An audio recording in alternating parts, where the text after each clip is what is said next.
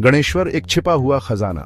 राजस्थान के सीकर जिले में अरावली की पहाड़ियों के बीच एक प्राचीन सभ्यता के अवशेष दबे हुए थे। यह थी गणेश्वर सभ्यता, जो हड़प्पा संस्कृति से भी पुरानी मानी जाती है। सदियों तक यह सभ्यता धूल और मिट्टी के नीचे दबी रही, अपनी कहानी सुनाने का इंतजार करती रही। गणेश्वर सभ्यता का नाम पास के ही एक गांव के नाम पर पड़ा है। यह गांव तांबे की खानों के लिए प्रसिद्ध था। हजारों साल पहले यहाँ के लोग तांबे के औजार और हथियार बनाने में माहिर थे। यह सभ्यता अपनी अनूठी शिल्प कला और दूर दराज के इलाकों से व्यापारिक संबंधों के लिए जानी जाती है। खोज एक नए अध्याय का आरंभ। साल 1972 में भारतीय पुरातत्व सर्वेक्षण के एक दल ने प्रोफेसर आर टॉसी अग्रवाल के नेतृत्व में गणेश्वर में खुदाई शुरू की।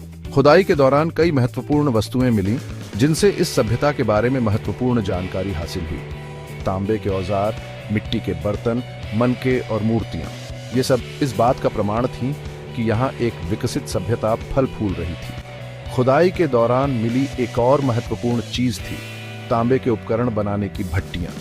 इन भट्टियों से पता चलता है कि गणेश्वर के लोग धातु विज्ञान में कितने कुशल थे। वे तांबे को पिघलाकर उसे अलग अलग आकार देना जानते थे। ताम्र युगीन संस्कृति, औजारों और तकनीकों का संसार। गणेश्वर सभ्यता को ताम्र युगीन संस्कृति का एक महत्वपूर्ण उदाहरण माना जाता है। यहां से मिले तांबे के औजारों की संख्या और विविधता अद्भुत है। कुल्हाड़ी, बाण, भाले, छेनी, सुई, ये सब यहाँ के लोगों के रोजमर्रा के जीवन का हिस्सा थे। तांबे के अलावा यहाँ पत्थर के औजार भी मिले हैं, जो बताते हैं कि यहाँ के लोग पत्थर और धातु दोनों का उपयोग करते थे। यहाँ से मिले औजारों से पता चलता है कि गणेश्वर के लोग खेती, शिकार और अन्य शिल्प कार्यों में कुशल थे। व्यापार और संबंध, दूर दूर तक फैला नेटवर्क। गणेश्वर सभ्यता के लोग केवल अपने आसपास के इलाकों तक ही सीमित नहीं थे। खुदाई में मिली वस्तुएं बताती हैं कि उनका व्यापार दूर दराज के इलाकों से था। यहाँ से मिले कुछ पत्थर ऐसे हैं जो केवल राजस्थान के दूसरे हिस्सों में पाए जाते हैं। इसी तरह यहाँ से मिले कुछ मनके और बर्तन मेसोपोटामिया और सिंधु घाटी सभ्यता से मिलते जुलते हैं। यह इस बात का प्रमाण है कि गणेश्वर सभ्यता का एक विस्तृत व्यापारिक नेटवर्क था। धर्म और संस्कृति, मिट्टी के बर्तन और मूर्तियां बयां करती हैं कहानी। गणेश्वर सभ्यता के लोगों के धार्मिक विश्वासों और रीति रिवाजों के बारे में ज्यादा जानकारी नहीं है। हालांकि खुदाई में मिली कुछ वस्तुएं उनके धार्मिक जीवन की झलक पेश करती हैं।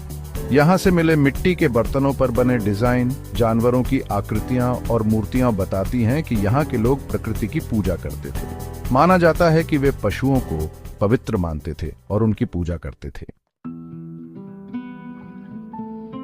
पतन, एक रहस्यमय अंत। गणेश्वर सभ्यता का अंत कैसे हुआ, यह अभी भी एक रहस्य बना हुआ है। कुछ विद्वानों का मानना है कि जलवायु परिवर्तन के कारण यह सभ्यता नष्ट हो गई होगी। दूसरी ओर कुछ का मानना है कि किसी प्राकृतिक आपदा जैसे बाढ़ या भूकंप ने इस सभ्यता का विनाश किया होगा। सच्चाई जो भी हो, गणेश्वर सभ्यता का अंत एक रहस्य बना हुआ है, जिसका जवाब अभी तक नहीं मिला है। वर्तमान में गणेश्वर अवशेष और संरक्षण। आज गणेश्वर एक महत्वपूर्ण पुरातात्विक स्थल है, जो इतिहासकारों और पर्यटकों दोनों को अपनी ओर आकर्षित करता है। यहाँ खुदाई का काम अभी भी जारी है और हर साल नई नई खोजें हो रही हैं।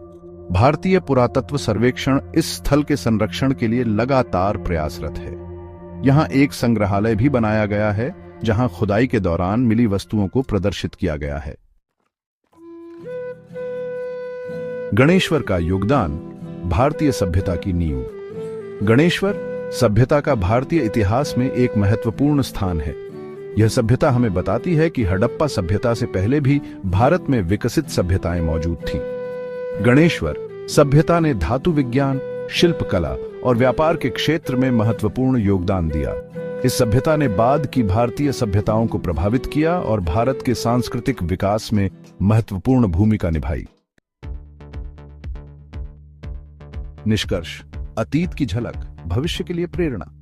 गणेश्वर सभ्यता भले ही आज विलुप्त हो चुकी है, लेकिन इसके अवशेष हमें भारत के गौरवशाली अतीत की याद दिलाते हैं। यह सभ्यता हमें बताती है कि प्रगति और विकास के लिए नवाचार और सहयोग कितना जरूरी है। गणेश्वर सभ्यता का अध्ययन हमें अपने अतीत को समझने और भविष्य के लिए प्रेरणा लेने का अवसर प्रदान करता है। हमें अपने इस अमूल्य धरोहर का संरक्षण करना चाहिए और आने वाली पीढ़ियों के लिए इसे सुरक्षित